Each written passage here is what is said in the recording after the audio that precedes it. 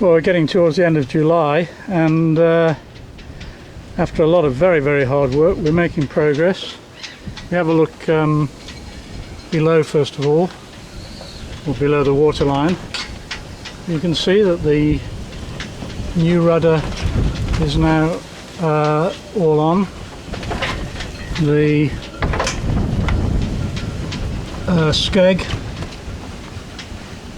has been completely refurbished. The back end of the skeg here, which was all opening up in a bad state, that's all been refurbished, and the bottom pintle, the shoe, has been strengthened a little bit with an extra piece of stainless there. So that's all looks pretty good.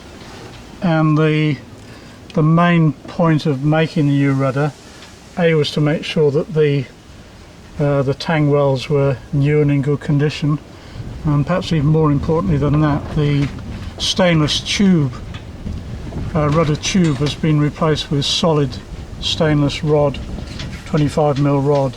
So it's pretty bulletproof at the moment. However, the main progress apart from that has been up on deck. Come up this ladder first of all, we can see that if I pan from forward to aft, that the whole of the boat is now, the whole of the decks anyway, are now painted out in Mingming grey, and that's because the deck work, apart from putting on a few fittings here and there, is all finished. So the observation pod is finished, windows are in, nav lights are on, although they're not actually connected up to anything yet. I've handmade this nice spray hood,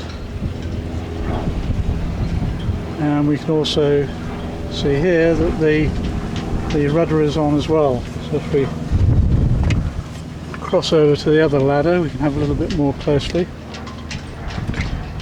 So here's the forward part of the boat again, with this very solid observation point and a hatch on top if I just want to poke my head out of there.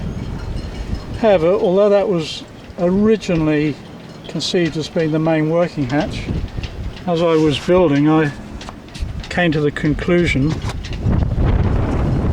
that actually this hatch here will be much better as a working hatch. It's more sheltered. I mean, I could make a spray hood lower down. It's got much closer access to the cockpit and all the control lines, and I'm really pleased with this. It's a very sheltered position. It's got ply and timber sides to it, and then the spray hood as well. And in fact, if I step down inside, can't do this with,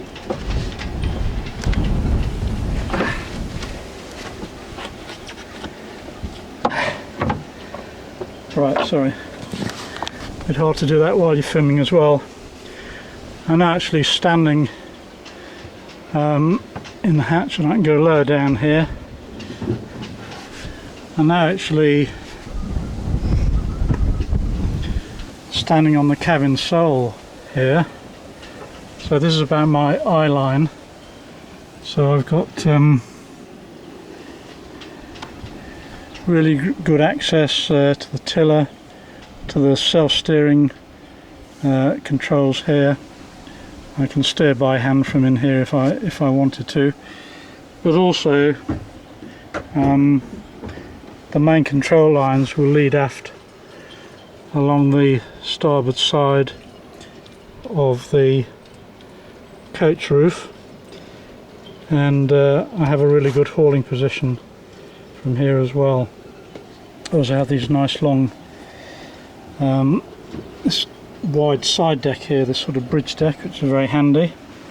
Here the control lines for the self-steering will be led to this little bit of bridge deck here. And if we go right down inside the boat, that's sort of view looking aft from the hatch. Actually, if I close that hatch is now closed, but there's also a little port light in here, same as on Mingming 1. So that gives me ventilation and vision aft when that hatch is closed. And here we are inside the observation point, which has not been finished off inside. They're the wires for the nav lights. But the hatch is closed. I have full standing headroom under this portion. I've left a bit of the old cabin top here to give me a sort of shelf and also somewhere to lean against. I'm now leaning against the against that shelf. I've got very, very good all-round visibility in a very, very comfortable position, leaning or standing with full headroom. I'm sure eventually I'll arrange some sort of little seat so I can sit there.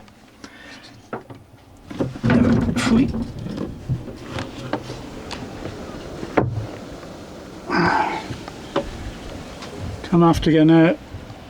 The cockpit is quite a bit bigger than Mingming 1's, but these cockpits have very good drainage because there's a cockpit well. You can see a big hole. I may even put a couple more big holes like that there. That drains straight down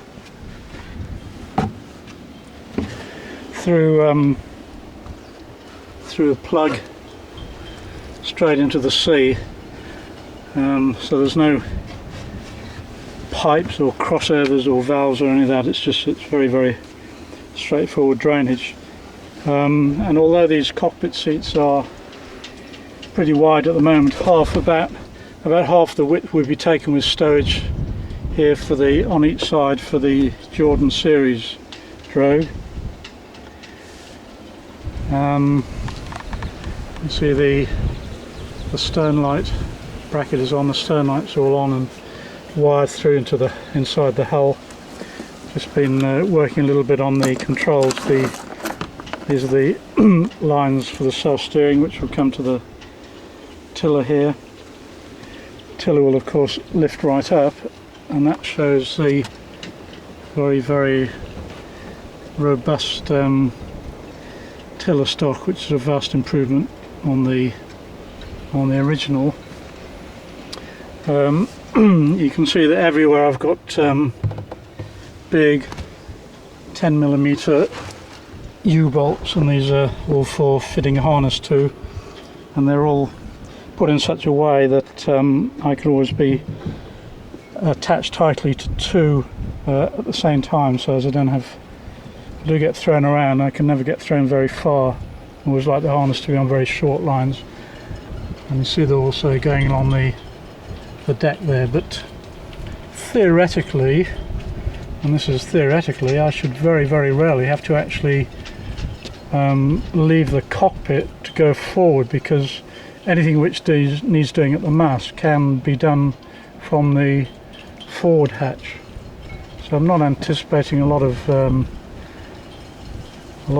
forays along the foredeck anyway, or along the side decks as well, side decks and foredecks in fact.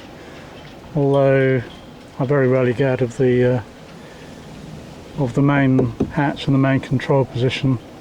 On average, I think it worked out over the last 6 voyages once every 6 days. But how that'll work out, that's with Mingming 1, how that'll work out with Mingming 2, I'm not exactly sure. So I'm now standing in the cockpit, and I've got vision over the spray hood, which is good to have. Means it can stay up, and also I will have just done it holding a camera. I can get in and out of that hatch, albeit a little bit awkwardly, without having to lower the spray hood. Whereas on Mingming 1, I had to take the spray hood, I had to take it forward in order to be able to exit the hatch. And this hatch is also, as on Mingming 1, has got an aft flap which can fold down, particularly in following weather, so that I can, if necessary, keep this hatch fully open, or even just partially open for a bit of ventilation. So the rig of the sail is finished. The rig now is almost finished. All of the deck work and main reconstruction of the hatch and the bridge deck, the after part of the coach roof, is all finished, and hopefully we might get the boat rigged and possibly in the water within the next month or so. I'm actually going to take a break for 10 days next week. Bit of a mess downstairs, sorry, got a lot of tools and stuff, but it's fundamentally finished to about the base of this hatch, but all the stowage further aft has all got to be built. The whole aft portion of the accommodation is still to be built, and you can see there, that's the plug for the mast, a bit that I cut off the bottom of the mast, which is actually in situ at the moment because I've put in brackets, very heavy stainless brackets, in order to be able to through bolt the bottom of the mast, and I'm just doing the final work on that. So if I go right aft, put the tiller down, walk gently aft, we can now start to see the more or less the finished article.